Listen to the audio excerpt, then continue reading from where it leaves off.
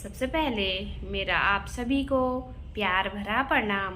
मैं मधु जोशी स्वागत करती हूँ आपका अपने YouTube चैनल मधु गढ़वाली 121 पे। तो दोस्तों, आज की वीडियो में मैं आपको श्री श्याम जी की कथा सुनाऊंगी। आप भी मेरे साथ श्री श्याम जी की कथा का श्रवण कीजिए। कथा ध्यानपूर्वक और पूरी जरूर सुनिएगा। श्री श्याम जी की कथा। क्या वर्णन करूं महिमा इनकी, ये देव बड़ा ही निराला है। जो शरण में इनकी आ पहुँचा, उसे सब सुख कर डाला है। जो दामन इनका थाम लेवे, उसके कष्ट सभी कट जाते हैं। संकट में अगर पड़ जाए भक्त, तो ये आकर उसे छुड़ाते हैं। ये कथा बहुत पुरानी है, द्वापर का अंतिम पसारा था। उस मायापति की माया में कलयुग का शुरू नजारा था। महाभारत के युद्ध की एक गाथा तुम्हें सुनानी है। इन श्याम धनी के महादान की यह एक छुपी निशानी है। सब समय समय का चक्कर है, बिन समय न कुछ हो पाता है। जब समय पलट जाता है नर का, तब क्या से क्या हो जाता है। थे कौरव पांडव भाई भाई पर, भाईचारा रहा नहीं।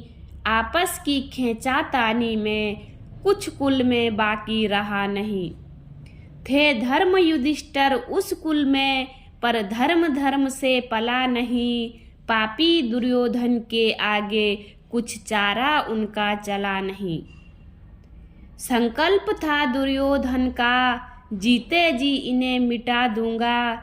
मिट जाए चाहे संसार सभी पर, नामो निशान मिटा दूंगा। एक रोज छली दुर्योधन ने एक सुंदर खेल रचा डाला। उस खेल में पापी ने विष भीम बलि को दे डाला। मूर्छित हो गया जब भीम बलि, दरिया में उठाकर डाल दिया। मानो दुर्योधन ने ऐसे जीवन का कांटा निकाल दिया। ऐसी हालत में भीम जिस समय नागलोक में जा पहुंचा, वासुकी नाग की कन्या का मानो सुहाग आ पहुंचा।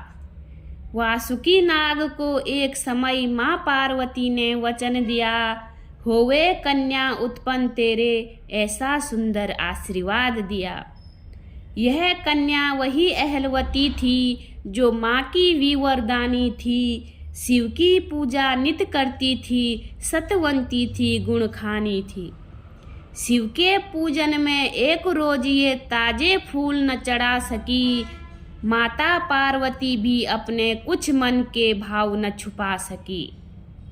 माँ पार्वती ने क्रोधित हो उस कन्या को शाप दिया, मुरझाए पुष्प चढ़ा करके पति का मेरे अपमान किया।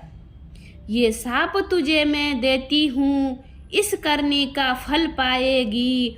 मूर्छित फूलों के बदले में मूर्छित सुहाग ही पाएगी। अहलवती बोली, माता सब जब तब नष्ट हो जाएगा। घर उजड़ गया तो सुहाग मेरा तो जन्म भ्रष्ट हो जाएगा। अपराध हुआ मुझसे माता, वरदान दूसरा दे डालो। सुख से भर दो झोली मेरी, या जीवन मेरा ले डालो। बल बुद्धि में होगा अपार, उसे जीतने कोई पाएगा। ये पुरुष वही था भीम, जिसे वहाँ मूर्छा फन में पाया था। वासुकी नाग की कन्या ने झट अमृत इन्हें पिलाया है। फिर नारद मुनि की आज्ञा से दोनों का हुआ विवाह वहाँ। इसी तरह से भीम बलि कुछ करते रहे विहार वहाँ। जब आई सुधी भ्राताओं की, बोले अब चला मैं जाऊंगा। ये वचन अहलवती देता हूँ, जब चाहोगी आ जाऊंगा। भीम के यहाँ आ जाने से खुशी पांडव कुल में भारी थी। यह वही समय आ पहुंचा था जब महाभारत की तैयारी थी। उधर अहलवती के द्वारा एक सुंदर पुत्र उत्पन्न हुआ। मानो था वो भी महाबली, जीवन से सुख संपन्न हुआ। बर्फरीक नाम रखा उसका और महातेज भी पाया है। यह वही नाम और वही बलि जो श्याम धनी कहलाया है। भीड़ पड़े कौरव पांडव दोनों, आपस में युद्ध घमसान ठना। वो पावन धाम कुरुक्षेत्र जो मानो आज शमशान बना। ये युद्ध महान भयंकर था जो नहीं भुलाने वाला था। मर मिटे कौरव पांडव दोनों, कुछ साथ न जाने वाला था। बालक बर्फरीक भी माता से ले विदा युद्ध में आया है। उस महाप्रलय में लड़ने को बस 3 बाण ही लाया है। भगवान कृष्ण ने देखा कि बर्फरीक युद्ध में आया है। डर गया अगर ये युद्ध में तो मानो त्रिलोकी का हुआ सपाया है। ये पक्ष भी लोग उस दल का जो हार मानने वाला है। इसकी ताकत से फिर दल को यहाँ कौन बचाने वाला है। यही सोचकर मायापति वन में अनुमान लगाने लगे। उस वीर बर्फरीक बालक पर माया के फंदे चलाने लगा। भगवान कृष्ण ब्राह्मण बनकर जब सामने उसके आए हैं, बालक की अनूठी देख छवि प्रभु मन ही मन मुस्कुराए हैं। भगवान ने पूछा जब उससे तो हाल सभी बतलाया है। उस युद्ध में भी भाग लूंगा ये निश्चय मैंने ठहराया है। उस तरफ लड़ूं मैं निश्चय ही जो पक्ष हारने वाला हो। अरमान करूं पूरे उससे जो उन्हें मारने वाला हो। है आन मुझे इष्ट की मेरे, जीते जी न बाजी हारूंगा। बस इन्हीं 3 बाणों द्वारा त्रिभुवन को मैं सहारूंगा। है आशीर्वाद माँ का मुझको, जीवन बलिदान चढ़ा दूंगा। निर्बल पक्ष की विजय हेतु त्रिलोकी आज हिला दूंगा। भगवान कृष्ण ने सोचा ये वीर युद्ध में डट जाए तो एक अर्जुन भीम की तो ताकत क्या, मेरा भी चक्र पलट जाए। तुम दानी कितने हो देखें, ये इच्छा हुई हमारी है। ये सुनकर बर्फरीक बोले मांगते कि सब इच्छा भर दूं। जो अगर जरूरत पड़ जाए तो शीश तार अर्पण कर दूं। भगवान ने वो भी मांग लिया और तुरंत शीश दे डाला है। ये महिमा महादानी की है जो सर्वस्व भी दे डाला है। पर उस योद्धा ने मांगा था ये जो मांगोगे दे जाऊंगा। दे दो एक वचन मुझको कि ये युद्ध देख मैं पाऊंगा। इसलिए शीश को लेकर के प्रभु ने ऐसा विधान किया।